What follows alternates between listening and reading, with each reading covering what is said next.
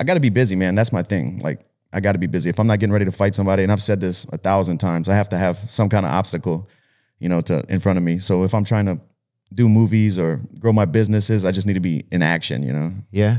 Yeah, that's how you feel? Have to. Yeah. You just, there's no, if you get complacent or if you, why, what? I'm like, it's honestly, bro, I'm a danger to myself when have nothing, no goal circled on my calendar. I'm a danger to myself, man. Yeah? Yeah. I beat myself up mentally. I'm home, I drink. It's just not good. I have to have some kind of battle. Yeah. Yeah. And I've always been like that. But like, as I'm getting older, I'm kind of recognizing. Oh, you can see it more. Yeah. So I kind of set goals so I stay busy, you know? Oh, that's interesting. Yeah. Yeah. Cause I know in the last, I know whenever you came off of the Gaethje fight, you were kind of in a tough spot, I guess, at times. Oh, big time, man. That was probably like one of the lowest points of my life, you know, mentally. I really felt down. Did you feel like, so, because now you're in a place that feels different? Yeah, back in the win column, everything feels like it's in the motion like it should be. You know, I just felt out of sync with life after that last fight.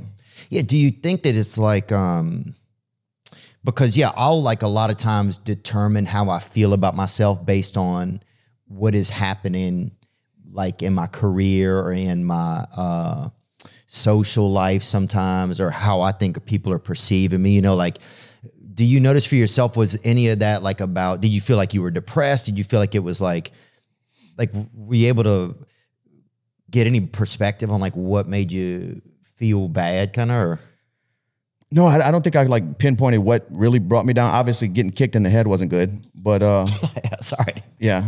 But I didn't want to laugh, but God just made me laugh right now. Yeah. It was just a lot of things, you know?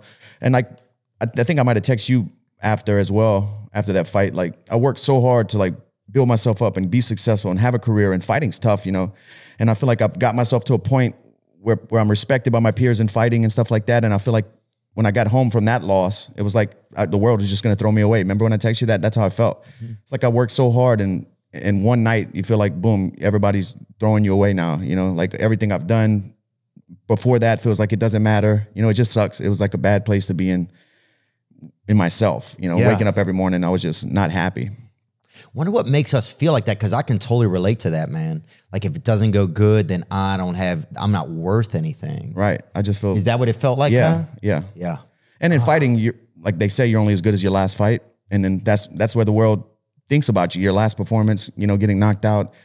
After I built myself up so long, so many crazy fights, and, you know, the struggle and the grind to get there, it just feels like, boom, now everybody's looking at me like that and just throwing me away. Damn. But that's why I put my nose to the grindstone this last one and went out there and touched that guy up. Yeah. Yeah. And what it is, so like when you start, like, because I think so many people can relate to that, man. I mean, I totally can. Like, I remember we were kind of texting about it, like, yeah, like I would pin so many of my, like who I feel like I am on how I do. Right. Right. Or like, but then I'll start feeling like how did you, how did you notice when it got like too hectic, or did you, what did you do to start to turn that around? You know, my wife really helped me out through this last one, putting things in perspective. Like we were saying, you feel like the fight is your life, but it's just something I do. You know, I'm a father, a husband, a friend, a business owner, a son, a brother.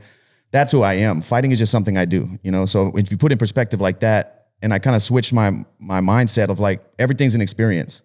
You know, I'm thankful I got to experience that fight week, and the downs and the ups of fight week. And losing sucks, but I got to fly home in a different perspective, looking back, you know, because like losing sucks, especially when you work so hard, and fighting's like everything's into it. You know, I put myself into this for real. Oh yeah. I remember sitting in your green room after we were all sitting in there. Oh yeah. And literally it was like, it felt like we were at a funeral in a weird way. Yeah. But you were right there. Yeah. It just felt like everybody. I told everybody that in there. I said, hey, this ain't a funeral.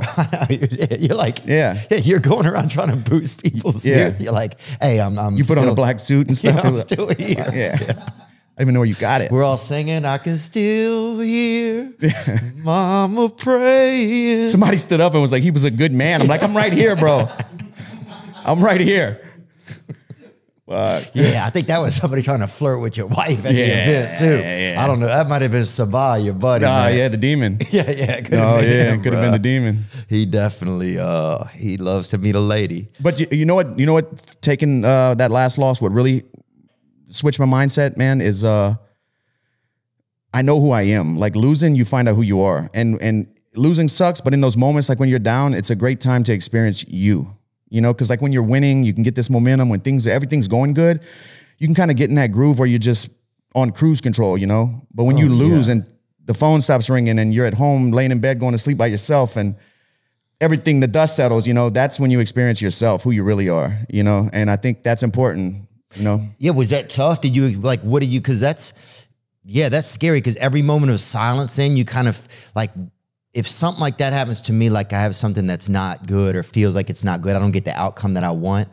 Any silence I hear after that, I always just, it feels like, that nothing's like, it feels like the phone isn't ringing, but even it's just silence. It's just normal silence. But in my head, I feel like, oh, the phone ain't ringing, you know? That's when reality really sets in, you know, like when you're around a bunch of people after a loss and you're talking and everybody's, you know, keeping you busy, your mind's busy, but then you go back to your house and you're by yourself, you know, and you look in the mirror and it's just you. Like that's when it's real. Yeah. Yeah. That's when the phone's not ringing. Yeah.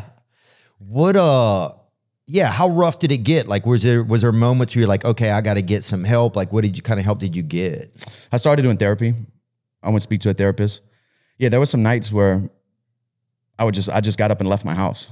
Like I couldn't be here. I just got up and left my house and went to get a hotel room. You know, got in my truck and just left, you know, and I don't know why. I don't have any reason why. I just felt like I had to.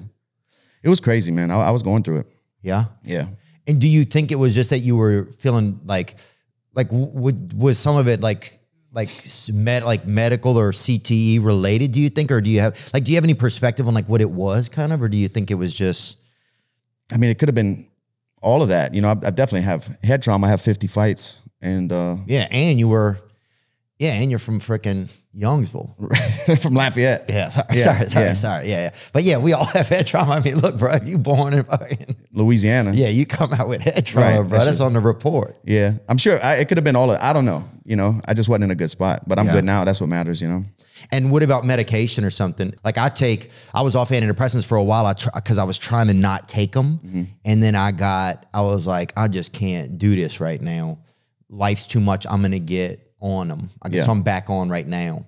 But did you ever try any medication, or is that something that a lot of UFC fighters do, or what is that like? I'm not sure. I mean, like we're such tough guys fighting. We don't really talk about that in the locker room or in the gym. We don't talk about like I'm feeling down. It's just shut the hell up and work. You know, we got work to do. You got to fight to win. We don't sit around and hold hands and talk about I'm not feeling well today. Yeah, you're right. That's a good point. That's a good point, bro. It would be nice if we opened up and kind of, because I'm sure a lot of people are going through it and not talking about it, but I've never been like shied away from telling people how I feel and stuff like that. So I don't care. I will talk about it. Yeah. I feel like you try to share when you can about what's going on.